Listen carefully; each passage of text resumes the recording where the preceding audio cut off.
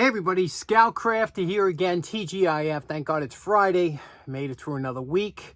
Today we have a short but fully packed episode. Kind of a mega mosh because we have a few things we have to get to. I got the Poor Man's Flea Market to hit later on. First off, I wanted to get to a question that was asked last video by a good friend of the show by the name of John Murphy. John asked, how many screwdrivers do you need? And that's a good question, although his might have been slightly rhetorical. That is a good question, and it made me think. I was like, how many screwdrivers do I have? And I thought about it just briefly. I have my screwdrivers down here that I use quite often, and then I have some screwdrivers upstairs, and then upstairs in the attic. And I said, geez, man, I got to have a few hundred. I possibly have 300 screwdrivers. And I was like, is that excessive? And then I thought, well, maybe if it was the same type of screwdriver, it would be considered excessive. However, like the clamp, the humble clamp, where they say you can't have too many, if you've ever done any woodworking, you'd see how quickly clamps, especially even the same exact type, come in handy. Whereas screwdrivers, when we have a lot of different screwdrivers, usually they're different types, different handles, different lengths, different widths. And what is a screwdriver? Anything that drives a screw. And there are so many different types of screw heads. There are Phillips, there are Torx, there are slotted, there are hex, there are, hundreds if you include some of the ones that are anti-theft, but so think about that for a minute. How many screwdrivers do you have? And leave it in the comments, because I'd be very interested to know what total. Just leave a number in the comment of how many screwdrivers you have, and think about them. Depending on what you do for a living, if you're a mechanic or a plumber, plumbers don't need too many screwdrivers, one or two. Mechanic might need more. Jewelers have a whole different type of screwdrivers. Watchmakers have a whole different type of screwdriver. Depending on which cabinet maker.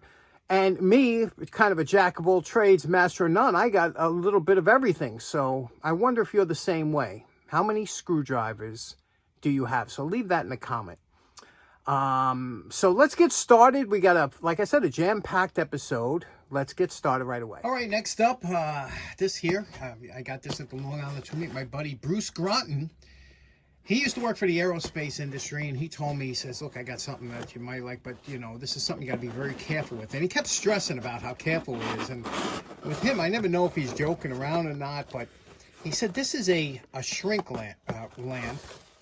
Important, read before use. I'll read this here. Okay, quite a bit of instructions here.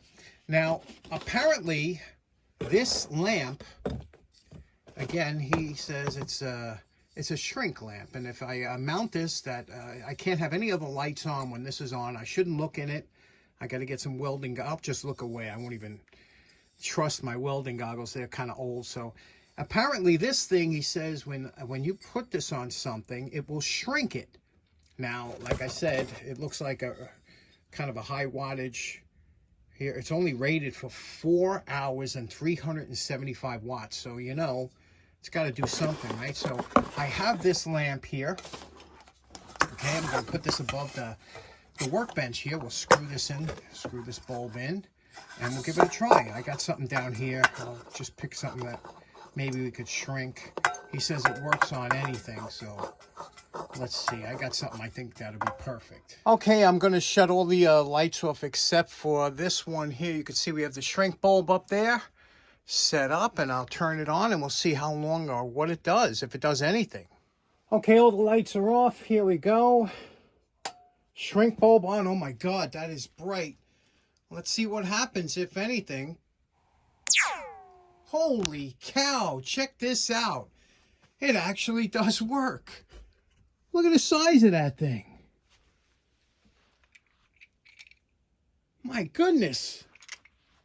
Okay, next up real quick, I do use a lot, and I do like scrapers of all different types. I have a lot of different scrapers, and I saw these a while ago, and I wanted to pick up a set, and I recently saw these on eBay, and they were at a good price, but it says Matco. Now, Matco is known for making decent tools, usually USA tools, things like that, but I look around and I see, when you see a tool like this that looks the same all over the place, it's one of two things. Either Matco imported these from China, or they're counterfeit, which I think more likely the second part. But that's what you can never trust what's written, Matco. You can't trust. Anybody could stamp Matco tools on something here. But they seem a decent, for what I'm using it for, they seem like a decent quality. And I like to buy tools to try out before I spend a lot of money on maybe a USA, to see if there's something I'll use. But they have just the right amount of flex. It's a scraper. And you can see the price difference here, what I paid for a set of 4 compared to one of these on, if you went to Matco themselves. So I don't know, like I said, if they're the same or if it's counterfeit. What do you think? Okay, next up, I'm going to be going on the Poor Man's Flea Market in a little while. And that's where you walk around at night looking people's garbage and whatnot.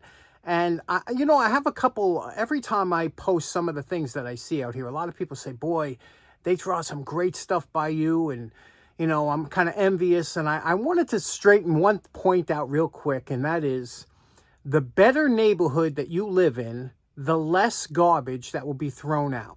Now, remember what I just said. The better, more affluent neighborhood that you live in, the less garbage will be thrown out. I live next to 1 mile to the east of me is a really beautiful neighborhood called Malvern or whatever. They have very little garbage they throw out, You get maybe 1 bag, half a bag for the week, because people with money don't generate a lot of garbage. It's usually people that are, the worse neighborhoods you go in, the more garbage that you'll see, and the more thrown around it will be when they throw it out.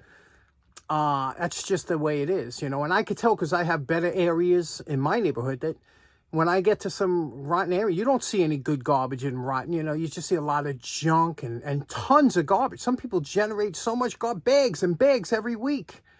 And yet people that have money or people that don't waste things, they don't throw out a lot of garbage. For example, you see me always finding those grills or luggage or things like that. People with money, they buy it.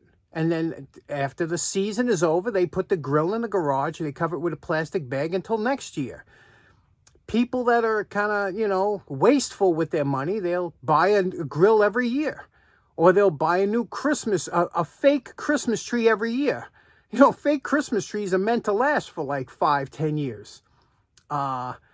You buy a real tree if you're going to go through it every year. I don't understand it. Anyway, so that's what I was saying. Don't think that, if you live in an area that's not throwing out good garbage, that you're in a good area. Be thankful for that. Okay, next up, like I said, it's going to be a short episode today, but I wanted to show you something real quick that I think you're really going to like. I told you every year about this time I usually buy myself something, and I've been looking around for this particular item for quite a while.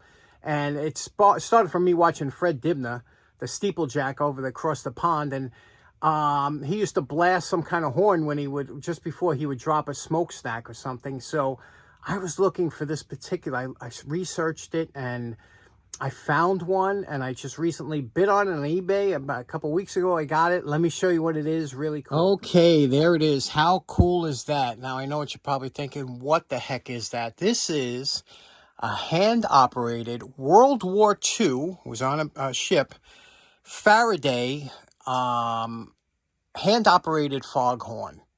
Is that cool or what? Let's look at the condition it's in. You can see here, obviously anything on a Navy ship, if it doesn't move, it gets painted. And that's U.S. battleship gray, what they used on all their ships. You can see here it's nothing but like a hand pump. And it's got a horn here. See the horn? And the horn is brass. And guess what else is brass? This whole thing is brass. So this is going to make for a great cleanup and a great project. And usually these don't work after so many years. There's the name tag. I'll show you that closer up. But this one works. And it wasn't cheap. Like, I paid $78 for this thing plus shipping. So, it wasn't cheap. But how cool is this? You want to hear what it sounds like, right? I know you do. I got to go outside. The phone won't pick it up. I'm going to stand about 100 feet from the from the phone, and I'm going to blast it outside. It's kind of late. Let's wake up the neighbors.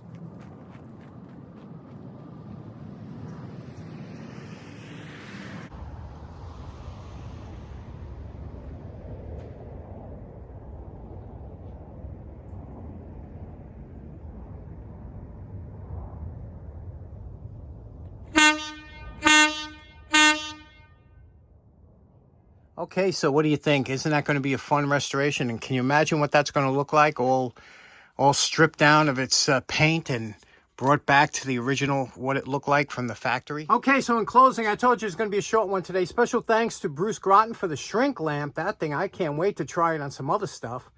Also, how many screwdrivers do you own? Remember to put that, think about it mentally. What kind of maniac only has one screwdriver? Can you imagine that? That's just a sickness. Anyway, let me know in the comments how many you own. Thanks for tuning in. Hope you have a great weekend. We'll see you again on Monday. Take care now. Bye-bye.